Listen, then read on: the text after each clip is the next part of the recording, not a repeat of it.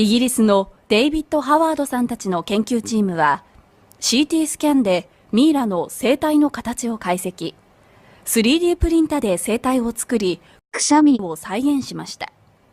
それでは古代エジプトのミイラのくしゃみをお聞きください。